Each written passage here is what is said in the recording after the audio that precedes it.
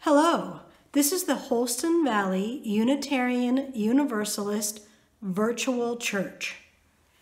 My name is Rosemary, and I serve this church as a member of the Religious Services Committee. Just because we can't be together doesn't mean we can't get together, right? So welcome.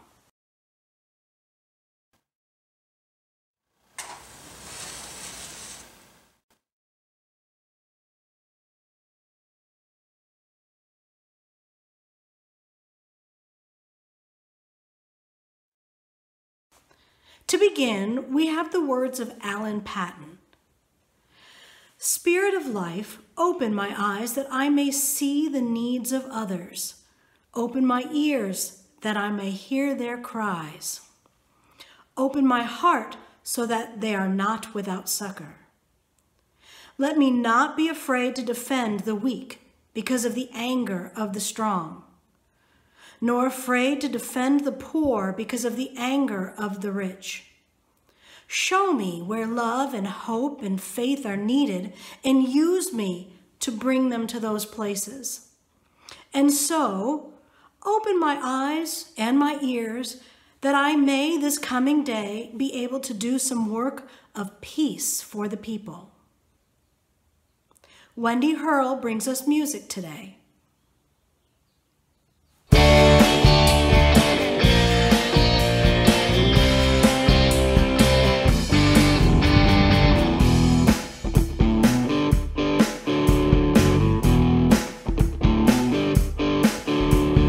Gaze in the face of evil and feel powerless.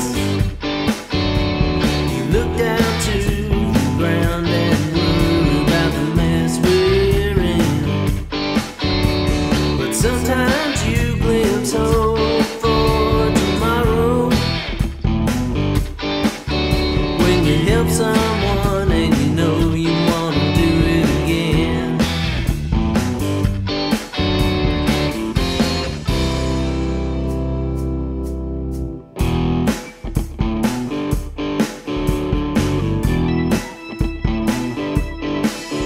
Is there anything more you can do than what you're doing? Is there anything more you can say than what's been said? There's people out there who fear a revolution, and there's other people who want to see it spread.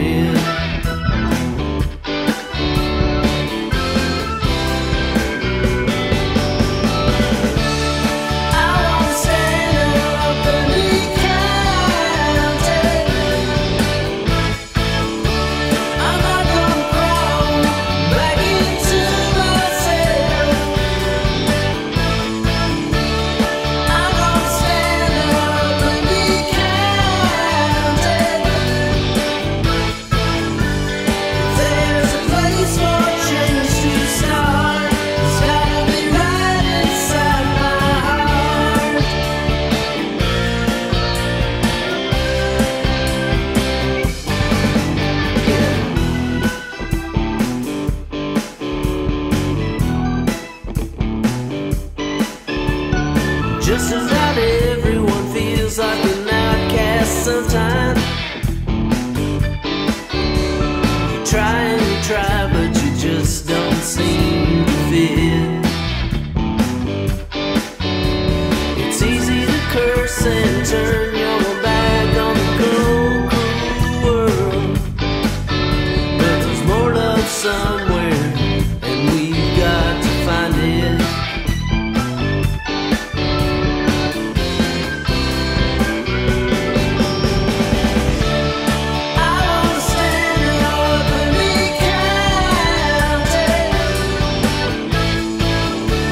I'm not gonna crawl back into myself.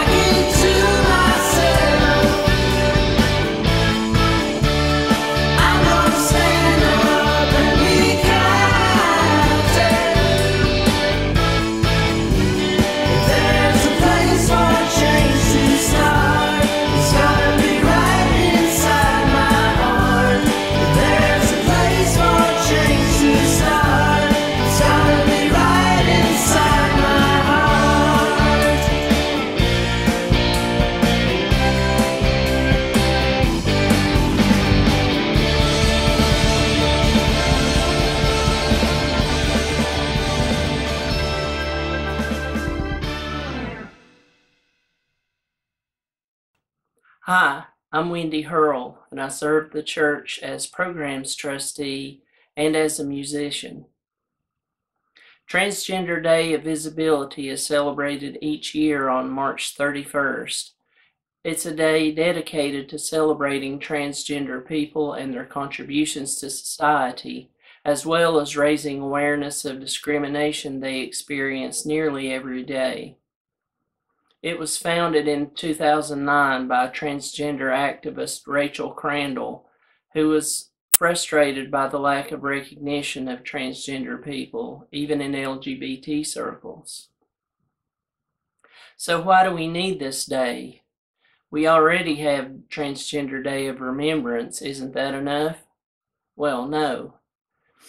Transgender Day of Remembrance is very important. We need to acknowledge our dead and keep reminding everyone that trans people are being murdered simply for being trans.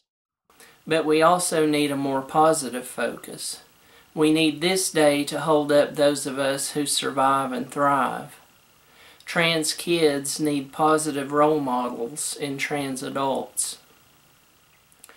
I was born in the dark ages when the only representations of trans people were uniformly awful.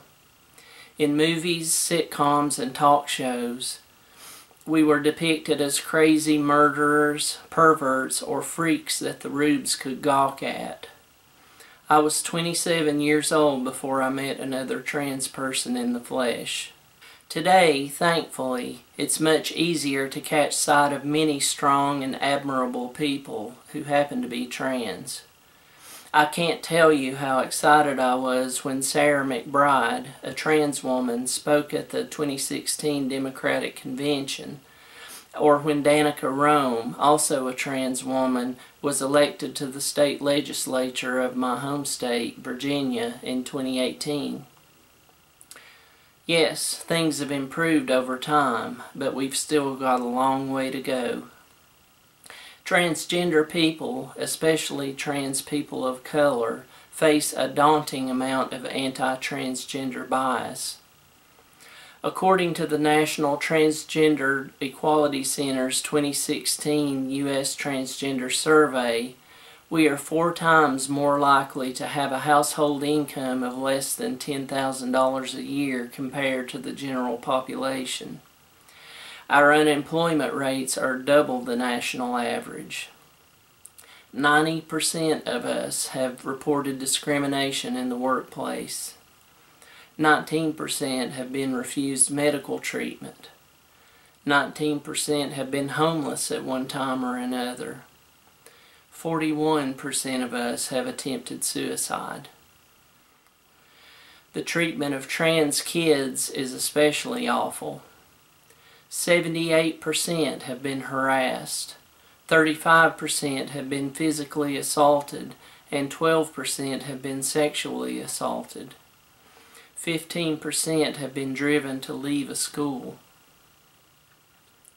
Every spring, legislators in many states introduce anti-trans bills. Tennessee is one of the worst. Just this year, 3 specifically anti-trans bills have been introduced as part of what is called the Slate of Hate. And then there's the current federal administration, which has not only barred trans people from military service, but has also systematically tried to erase us, delegitimize us, and remove our legal protections. Transgender people are people. We are physicians and nurses, actors and models, ministers, musicians, engineers, scientists, teachers, and even elected officials. We are your friends and neighbors, your co-workers and your caregivers, your family. All we want is to be treated equitably and with compassion, the same as anyone else. So please, tell the trans people in your life that you see them, that you care, and help us fight for the right to live authentically in peace.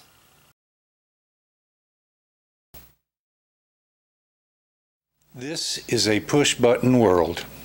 We push a button and expect results right away. Instant winner, immediate gratification. Waiting 10 seconds for a computer to respond drives us around the bend. Remember when we all had dial-up connections? I can't imagine that happening today. Today, we want results, and we want them right now. Well, the coronavirus sure hauled us up short. It will take the better part of a year to produce a reliable vaccine, and we've got to stay home for a while. This is going to take some time to fix. We're going to have to wait for things to get better. And in a way, that's good, because one thing that will take a while is healing. We can't push a button and heal a broken leg. We can't push a button and cure the common cold. And we have no buttons to push right now. We'll just have to be patient. And so the people stayed home and read books and listened and rested and exercised and made art and played games and learned new ways of being, and were still. And they listened more deeply. Some meditated, some prayed, some danced. Some met their shadows. And the people began to think differently, and the people healed. And in the absence of people living in ignorant, dangerous, mindless, and heartless ways, the earth began to heal. And when the danger passed and the people joined together again, they grieved their losses and made new choices and dreamed new images and created new ways to live and heal the earth fully, as they had been healed. So if you would please help me end this service right now. We extinguish this flame, but not the light of truth, the warmth of community, or the fire of commitment. These we carry in our hearts and share with all the world. I hope you can come back whenever you can. Please subscribe to our YouTube channel to be notified when new videos are available. We will post another virtual church service next Sunday. The Holston Valley Unitarian Universalist Facebook page also has good content. On Monday, we post things for youngsters. On Wednesday, inspirational content. And on Fridays, you can find all ages content there. We will also continue to engage through emails and the website. Many thanks to Ann Livengood and Cindy Huss for putting this together. As you make your way through the week, remember these words: you are good, you are loved. We all need a little work, but we're all in this together. Nothing left to say except yay, church!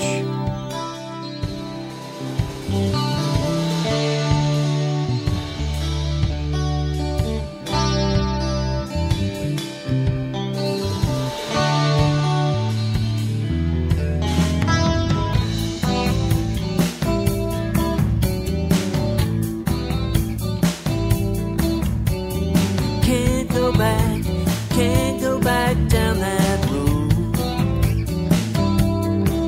The world's up for sale, lives are bought and sold. All eyes are on that prize, but it's time to realize that we can't go back down that road.